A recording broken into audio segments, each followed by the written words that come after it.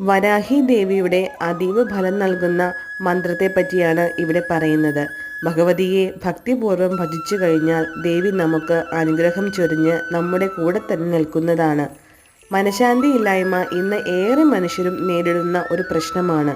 നിത്യവും നിങ്ങൾ ദേവിയെ ഭജിക്കുന്നത് ശീലമാക്കൂ. ദേവി നിങ്ങൾക്ക് തുണയായി കൂടെ ഉണ്ടാവുന്നതാണ്. സാമ്പത്തിക ബുദ്ധിമുട്ട്, മൃത്യുഭയം, ദാമ്പത്തിക അനൈക്യം എന്നീ പല കാര്യങ്ങൾ കൊണ്ടും നമ്മുടെ കുടുംബത്തിലുണ്ടാകുന്ന ബുദ്ധിമുട്ടുകൾ എല്ലാം തന്നെ ഈ മന്ത്രജപത്തിലൂടെ നമുക്ക് ഇല്ലാതാക്കാനായി സാധിക്കും. ഈ മന്ത്രം 21 തവണയാണ് ചൊല്ലേണ്ടത്. മന്ത്രം: ഓം അഷ്ടലക്ഷ്മി സ്വരൂപിണി അഷ്ടദാരിദ്ര്യനാശിനി ഇഷ്ടകാമപ്രദായിനി വരാഹി നമോസ്തുതേ.